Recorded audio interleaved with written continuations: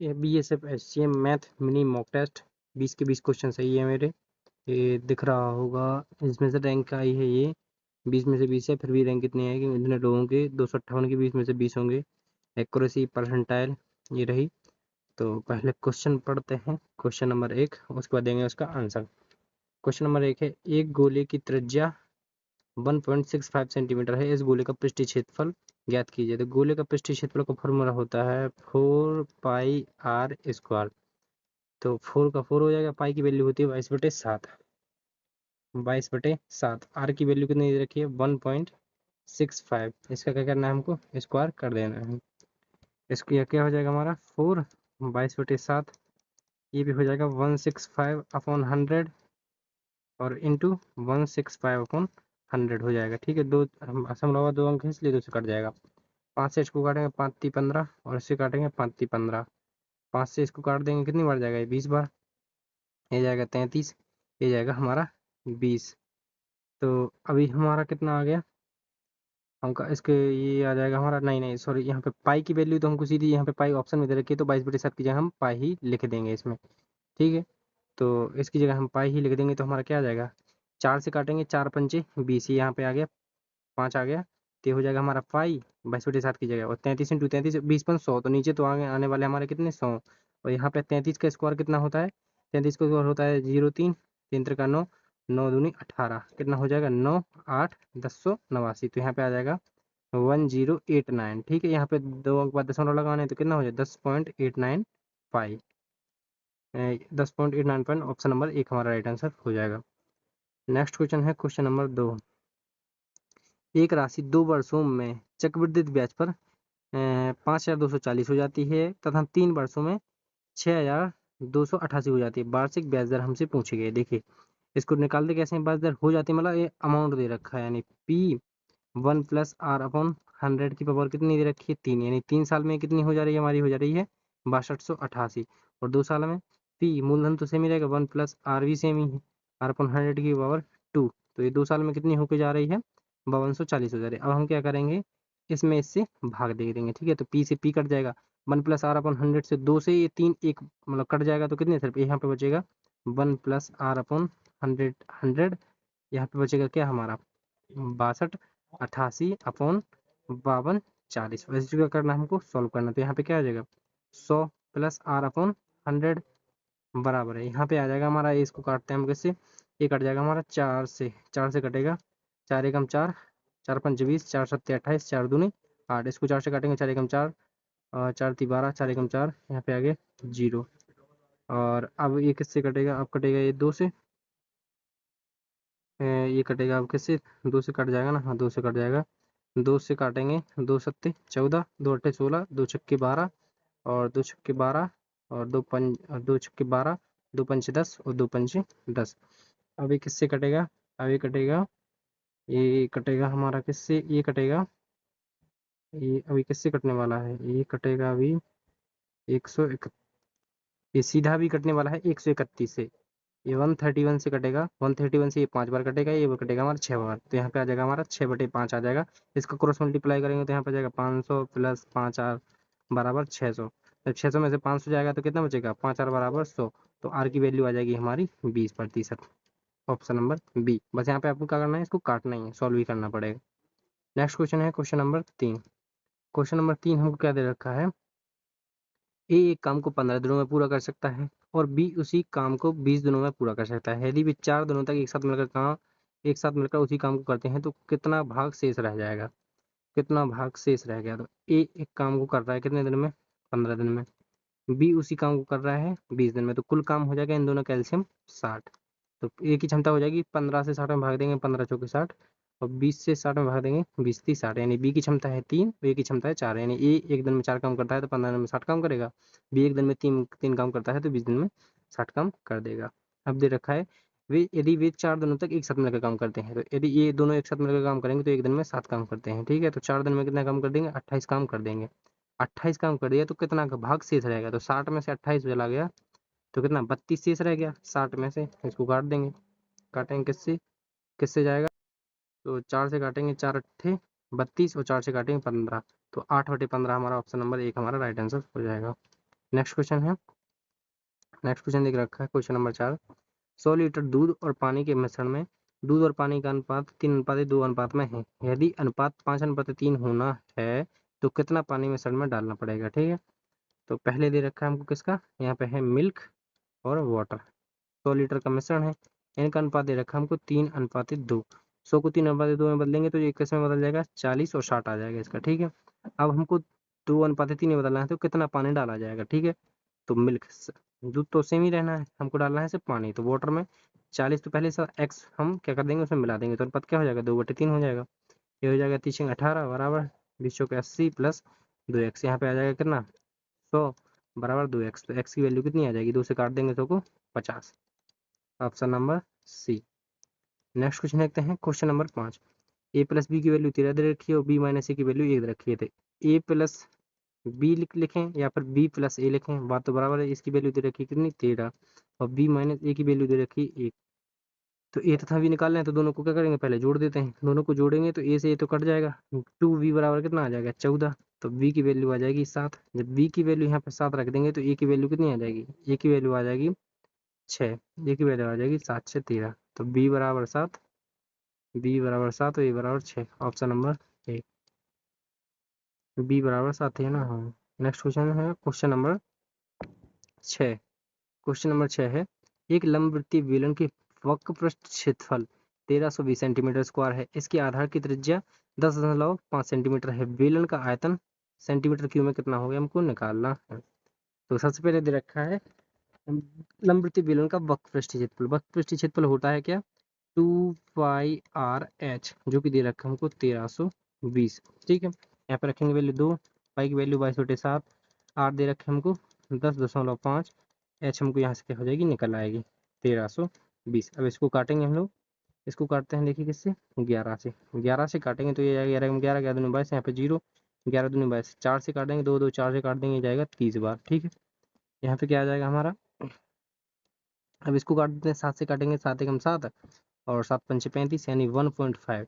तो 1.5 से नीचे 10 आ जाएगा, 15 से काटेंगे कितनी बार, 2 बार। तो एच की वैल्यू यहाँ पे आ जाएगी 20, 2 इंटू 10 20 आ जाएगी एच की वैल्यू। अब पूछा गया बेलन का आयतन। बेलन का आयतन होता है, आयतन होता है, आयतन होता है पाई आर स्क्वायर एच।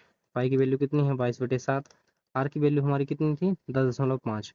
10.5 को हम लिख देते हैं 105/10 इंटू 105/10, क्योंकि आर स्क्वायर है इंटू एच हमारा 20 निकल के आ गया।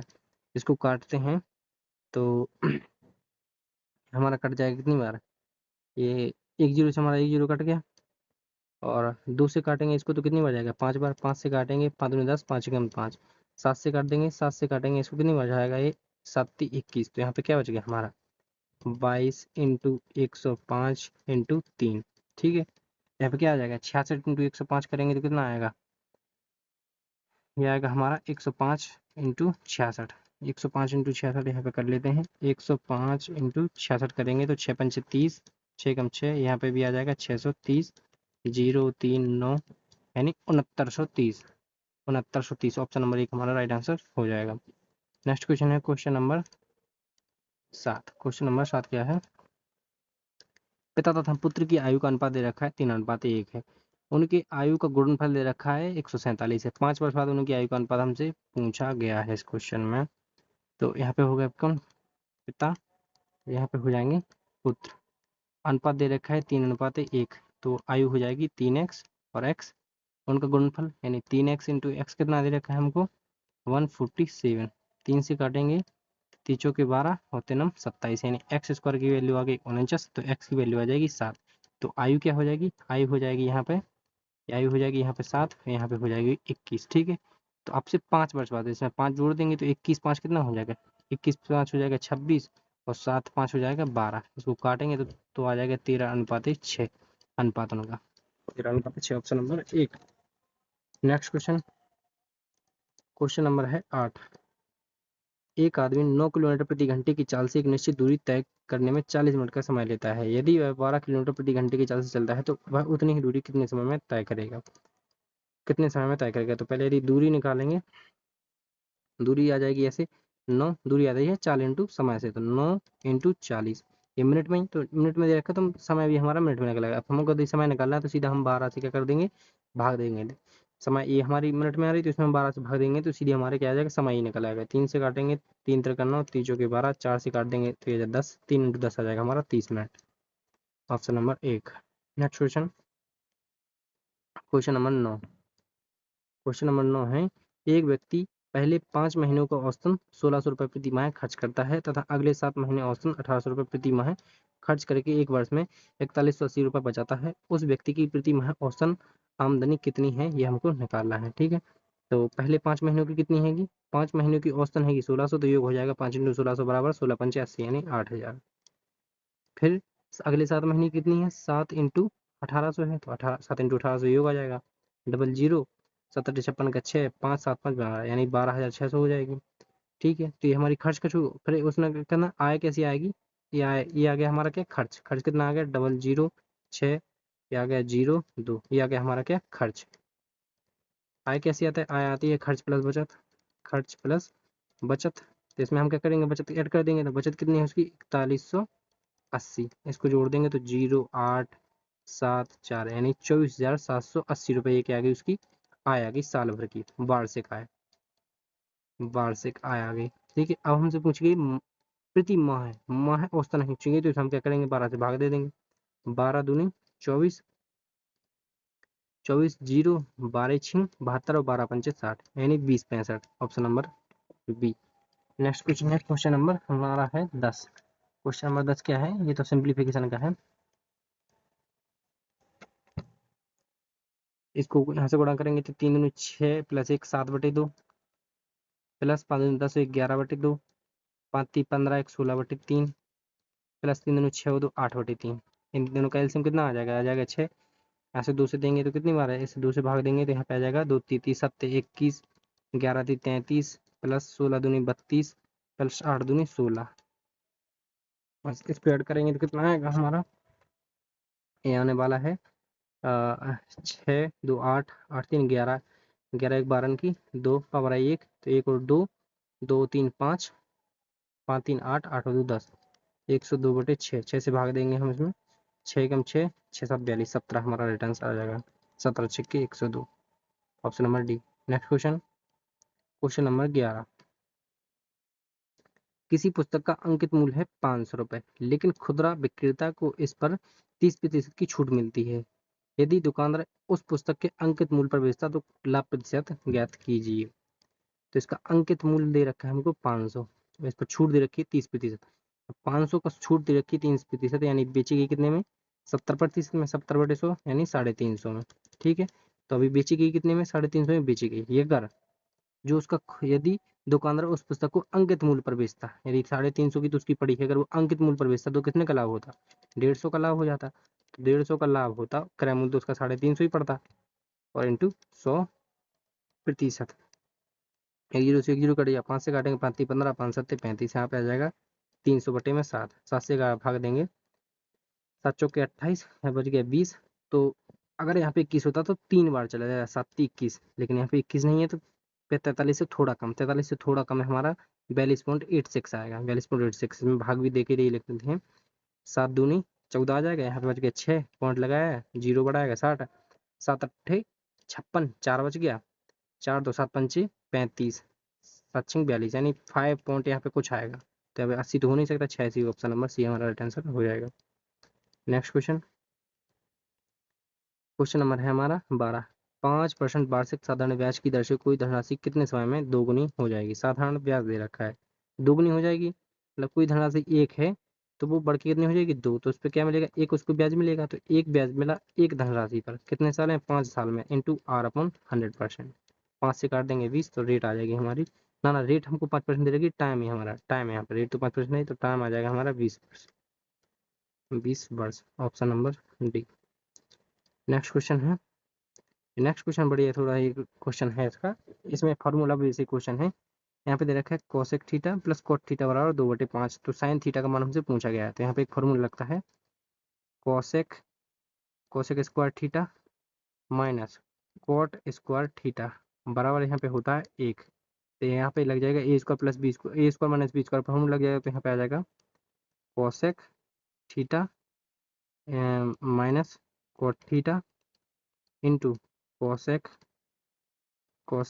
थीटा प्लस कोट थीटा बराबर 1 आ जाएगा। अब इसकी वैल्यू हमको दे रखी है यहाँ पर 2/5 तो cosec theta plus cot theta into यहाँ पे क्या आ जाएगा हमारा 2/5 बराबर 1 है। तो cosec theta plus cot theta बराबर हो जाएगा हमारा 5/2। यहाँ पे 3 गुणा हो जाएगा, क्रॉस मल्टीप्लाई हो जाएगा। तो यहाँ पे अब आ गई इस प्लस की वैल्यू हम इसकी यहाँ पे ना प्लस, तो हमको ये प्लस की वैल्यू दे रखी थी, यहाँ पे माइनस आएगा ना, ये माइनस रहेगा यहाँ पे, ये माइनस यहाँ पे प्लस की वैल्यू दे रखी ना 2/5 यहाँ पे ये माइनस था माइनस। ठीक है, तो हमारा 5/2 आ गया यहाँ पे माइनस, क्या आ गया हमारा cosec theta plus cot theta बराबर, तो हमको दे रखा है कितना, प्लस दे रखा है हम 2/5 दे रखा है 2/5 और माइनस हमने निकाला है cosec theta minus cot theta आया है हमारा 5/2 जो कि यहाँ पे आया है ये। ठीक है, माइनस वाला। अब क्या करेंगे, हम इन दोनों को जोड़ देंगे। ठीक है, इन दोनों को जोड़ेंगे, जब जब इनको जोड़ेंगे तो हमारा क्या हो जाएगा, ये वाला कट जाएगा। ठीक है, तो यहाँ पे आ जाएगा 2 कोसेक थीटा बराबर 2/5 प्लस 5/2 कैल्सियम आ जाएगा 10 और 2 दूनी 4 प्लस 5 25, यहाँ पे आ जाएगा 29/10 आ गया। इसकी वैल्यू हो गई 2। अब कोसेक थीटा की वैल्यू होती है 1/sin थीटा, 1/sin थीटा। ठीक है, अब साइन थीटा की वैल्यू हमको निकाल ली है, तो साइन थीटा की वैल्यू हो जाएगी, साइन थीटा क्रॉस मल्टीप्लाई हो जाएगा, यहाँ पे आ गया हमारा साइन थीटा की वैल्यू हो जाएगी 2 इंटू यहाँ पे आ जाएगी साइन थीटा बराबर, यहीं पे लिख देते हैं साइन थीटा बराबर आ जाएगा हमारा 2 इंटू 10/29 यानी आ जाएगा 20/29, 20/29 साइन थीटा ही हमसे पूछा गया था, sine theta 20/29, option number B. Next question देखते हैं, क्वेश्चन नंबर 14 है। क्वेश्चन नंबर 14 क्या रखा है, देखिए इसमें एक मान होता है, अगर किसी के ऊपर बार है तो हम उसको लिख सकते हैं 45/99। ठीक है, 45/99 है, लेकिन उसको मल्टीप्लाई दे रखा है, योग होता तो फिर भी ठीक है, लेकिन यहाँ पे देखिए 3 4 5 6 यानी कोई भी नहीं है, तो हम सीधा सीधा यहाँ पे मल्टीप्लाई करके देख लेते हैं 122 इंटू 45, इससे भी क्या आ जाएगा हमारा अप्रॉक्स में आ जाएगा। ठीक है, 5 का गुणा करेंगे 5 10 का सुन पावर 1 5 10 11 की 1 पावर 1 5 1 6। ठीक है, 4 से करेंगे 4 दूनी 8 4 दूनी 8 और 4, इसको जोड़ेंगे 0 8 1 9 8 से दूनी की 4 पावर 1 यानी 5। तो यहाँ पे आ रहा है हमारा यहाँ पे आ जाएगा हमारा, यहाँ पे 2 अंक बाद था, यहाँ पे भी 2 अंक बाद, तो यहाँ पे हो जाएगा हमारा 1 2 3 4 यानी 0.549। तो हम 0.5 लें या 0.6 लें, तो देखिए यदि पॉइंट यहाँ पे यदि 50 से 51 हो जाता तो हम ले लेते क्या 6 ले लेते, 0.6 भी ले सकते हैं क्योंकि ये उससे ज़्यादा हो जाएगा, लेकिन 0.5 आ रहा है तो हम इसको लेंगे 0.5, ये हमारा ऑप्शन नंबर डी ठीक है। नेक्स्ट क्वेश्चन देखते हैं, ये क्वेश्चन ठीक है थोड़ा। अपूर्व ने 26 किलोग्राम सेब 2360 रुपये में खरीदे, उन्हें 6 किलोग्राम सेबों के विक्रय मूल्य के बराबर लाभ पर बेचा, प्रति किलोग्राम सेब का विक्रय मूल्य कितना है हमको निकालना है। ठीक है, तो उसने कितने 26 किलोग्राम कितने में खरीदे 2340 में, 2340 में खरीदे 26 किलोग्राम, तो 1 किलोग्राम की कीमत कितनी आ जाएगी, 13 से काट देंगे, 13 एकम 13 और 13 अट्ठे 104, 13 दूनी 26 यानी 90 आ गया, 90 रुपये प्रति किलोग्राम, 90 रुपये प्रति किलोग्राम आ गई हमारे उसने क्रय मूल्य, उसका इतने के खरीदे हैं।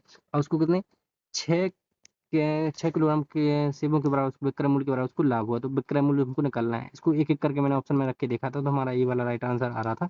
इसमें करते हैं, यानी 117 के भाव से उसने बेचे होंगे तो 6 किलोग्राम के बराबर उसको लाभ मिला होगा। ठीक है, तो 6 किलोग्राम 117 कितने के बिक जाएंगे, 6 का मल्टीप्लाई करेंगे 7 का 2 4 10 को शून्य पावर 1 6 6 यहाँ पे हो जाएगा 6 1 7 यानी 702 का उसको लाभ हुआ। तो 702 का लाभ हुआ, तो 2340 में उसने खरीदे हैं, 702 का यहाँ पे लाभ हुआ, तो कितना हो गया 2 4 7 3 10 का 1 यहाँ पे 3 यानी 3042 में उसने बेचे हैं, 3042 में क्या किया उसने बेचे हैं। अब इसको बेच के देख ले, 26 से भाग देके देख लेते हैं, यदि 117 आ गया तो हमारा विक्रय मूल्य 117 हो जाएगा।